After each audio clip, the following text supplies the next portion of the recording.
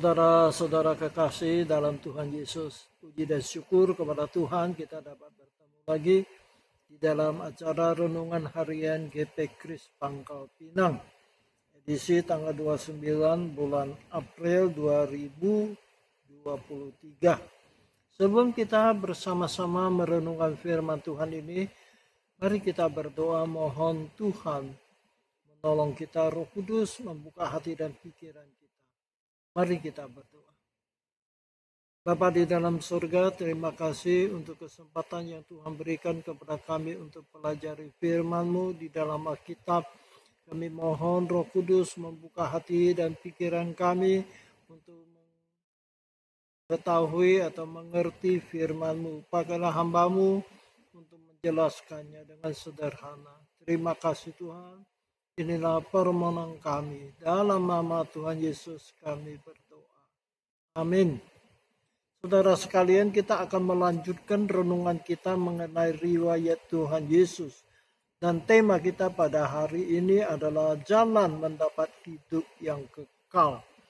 Perkataan Tuhan Yesus yang diucapkan terdapat di Injil Yohanes pasal 6 ayat 60 sampai 71.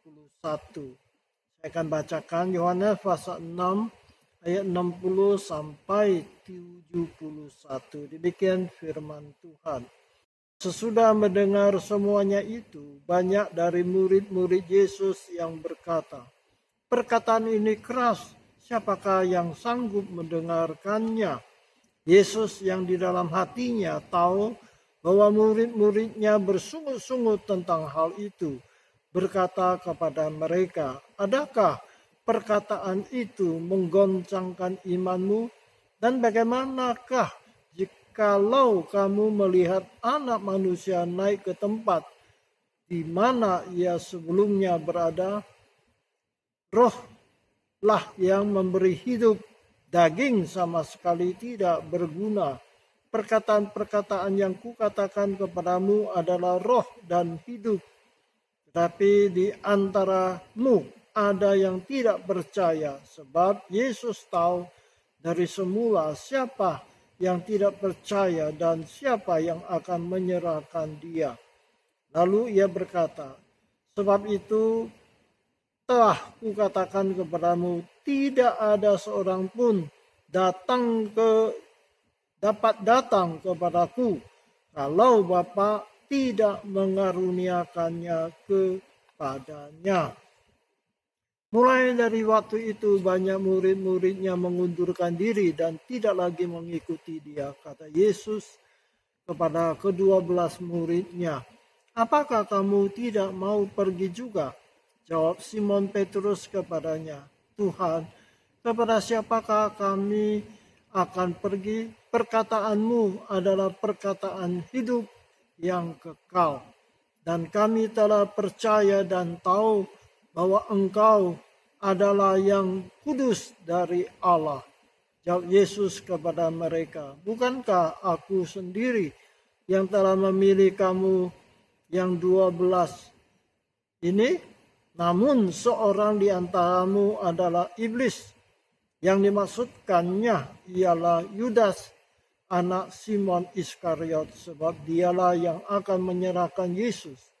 Dia seorang di antara ke-12 murid itu. Amin. Demikianlah pembacaan.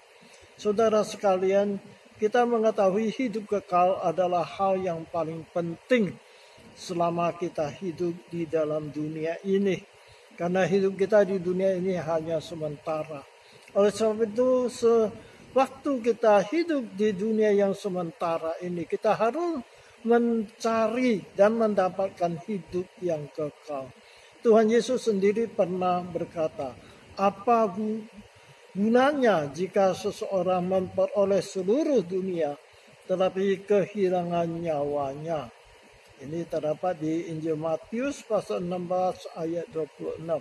Yesus mengingatkan kita, apa gunanya kalau kita peroleh seluruh dunia ini, tetapi nyawa kita binasa di dalam api neraka yang kekal. Oleh sebab itu, adalah sangat penting semasa kita hidup dalam dunia ini, kita mendapat hidup kekal bagi roh jiwa kita. Yesus mengatakan perkataannya adalah roh dan hidup. Jadi bagaimana kita mendapat hidup yang kekal? Tuhan Yesus mengatakan bahwa perkataannya itulah yang akan memberi hidup yang kekal kepada kita. Yohanes pasal 6 ayat 63 kata Yesus tercatat demikian. Yesus berkata, rohlah yang memberi hidup, daging sama sekali tidak berguna. Perkataan-perkataan yang kukatakan kepadamu adalah roh dan hidup. Di sini ada dua hal yang Tuhan Yesus katakan. Perkataannya adalah roh dan hidup yang akan memberi hidup kepada kita.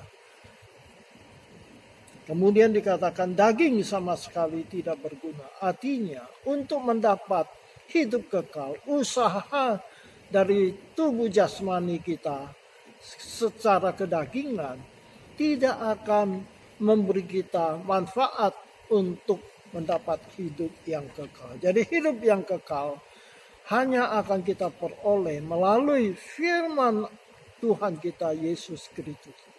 Perkataannya itu adalah hidup dan memberi hidup yang kekal kepada kita. Saudara sekalian, apa dikatakan oleh Tuhan Yesus bagian ini? Kita baca ada 3 macam manusia meresponin apa yang dikatakan oleh Tuhan Yesus. Yang pertama adalah orang Yahudi yang banyak itu, yang menjadi pengikut sebelumnya. Mereka itu telah mendengar apa yang diajarkan oleh Tuhan Yesus. Sehingga akhirnya mereka itu menolak apa yang dikatakan oleh Tuhan Yesus. Karena apa? Karena Tuhan Yesus mengatakan dia adalah roti hidup yang dari sorga. Barang siapa makan dia dan minum darahnya akan mendapat hidup yang kekal. Artinya dia adalah datang dari sorga. Yang percaya kepada dia, yang menerima dia akan mendapat hidup yang kekal. Nah, orang Yahudi pada waktu itu mereka tidak bisa menerima perkataan Tuhan Yesus. Karena mereka mengenal keluarga Yesus. Tahu bahwa Yesus itu orang Nazaret. Ibunya adalah Maria. Dan suami Maria adalah Yosef. Mereka adalah tukang kayu. Jadi mereka mengenal bahwa Yesus itu adalah orang Nazaret. Bagaimana Yesus mengatakan dia adalah yang datang dari sorga. Jadi mereka tidak bisa menerima bahwa Yesus itu adalah yang datang dari sorga. Mereka menganggap Yesus itu hanya biasa, manusia biasa yang keluarganya mereka kenal. Yang kedua, mereka menolak Tuhan Yesus. Karena Tuhan Yesus itu menyatakan dia adalah Mesias yang datang diutus oleh Allah. Jadi konsep orang Yahudi pada waktu itu, mereka itu sedang dijajah oleh kerajaan Romawi atau orang Romawi. Mereka itu sangat mengharapkan Mesias yang diutus oleh Allah itu akan memimpin mereka melawan penjajah Romawi itu. Mesias yang diutus oleh Allah itu akan mengangkat senjata, membebaskan mereka dari penjajah. Nah, ketika mereka melihat apa yang dilakukan oleh Tuhan Yesus, berbeda sama sekali dengan keinginan mereka. Oleh sebab itu, mereka tidak bisa menerima Yesus adalah Mesias yang diutus oleh Allah. Oleh sebab itu, tadi kita baca di dalam ayat 66. Mulai dari waktu itu, banyak murid-muridnya mengundurkan diri dan tidak lagi mengikuti dia. Jadi mereka meninggalkan Tuhan Yesus. Gara-gara Tuhan Yesus mengatakan dia datang dari surga. Dan mereka melihat Yesus itu tidak seperti Mesias yang mereka inginkan. Itulah kelompok orang yang pertama menolak Tuhan Yesus. Orang yang kedua adalah Yudas Iskariot. Kita melihat dia juga menjadi pengkhianat Tuhan Yesus. Kita tahu bahwa Tuhan Yesus di dunia ini dia telah memilih 12 rasul. Salah satunya adalah Yudas Iskariot ini. Dia mengikut Yesus selama 3,5 tahun seperti rasul-rasul yang lain. Dia mengikuti Yesus kemana Yesus pergi. Mendengar apa yang diajarkan oleh Tuhan Yesus. Melihat mujizat-mujizat yang dilakukan oleh Tuhan Yesus. Bahkan Tuhan Yesus pernah mengutus dia bersama dengan rasul-rasul lain untuk mengabar Injil. Dan Tuhan Yesus juga melengkapi dia dengan kuasa. Menyembuhkan orang sakit, mengusir setan. Jadi dia sudah ambil bagian di dalam pelayanan. Tetapi sayang sekali Alkitab mencatat bahwa akhirnya dia mengkhianati Tuhan Yesus.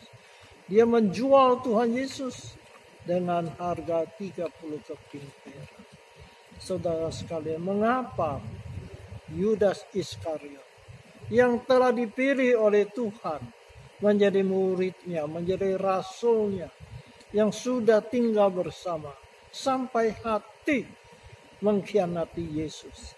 Tidak lain tidak bukan karena motivasinya mengikut Tuhan itu nggak benar. Dia itu tamak akan harta kekayaan. Dalam Alkitab kita tahu bahwa dia dipercaya oleh Yesus sebagai bendahara. Dia hanya memegang uang kas yang biasa dipakai oleh Tuhan Yesus. Nah, Alkitab mengatakan dia tidak setia dan tidak jujur. Dia sering mengambil uang yang dipegangnya. Saudara, Tuhan Yesus sudah sering kali mengingatkan dia, memperingatkan dia. Tetapi hatinya keras, hatinya tertutup dengan apa yang dikatakan oleh Yesus. Akhirnya dia sampai hati mengkhianati Tuhan Yesus. Mula-mula dia mengira tidak ada yang tahu bahwa dialah yang mengkhianati Yesus. Tapi Tuhan Yesus sudah ingatkan dia.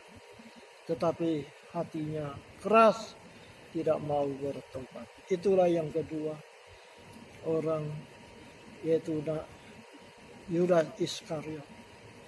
Salah satu murid Tuhan Yesus, tapi menjadi pengkhianat dan akhirnya binasa di dalam api neraka yang kekal.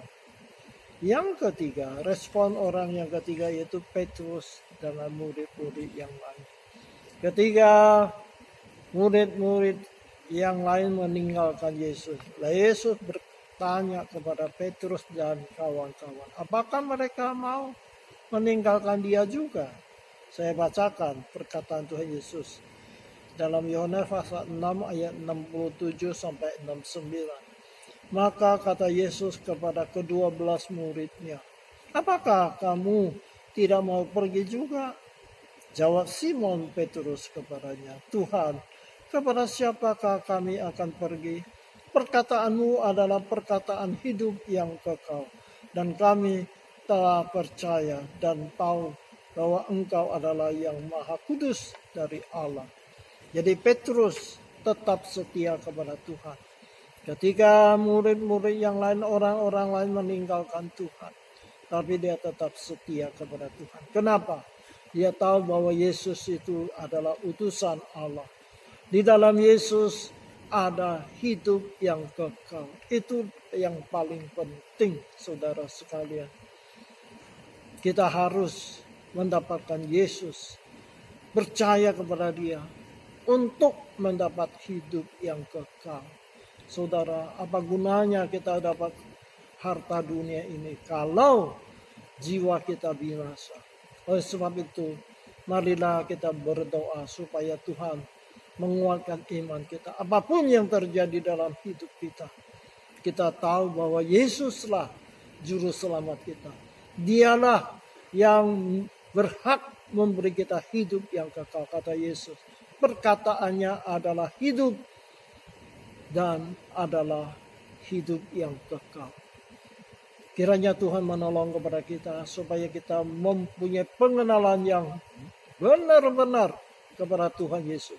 Supaya kita setia kepada Dia. Sewaktu orang lain meninggalkan Tuhan. Ketika situasi keadaan yang sangat berat bagi kita.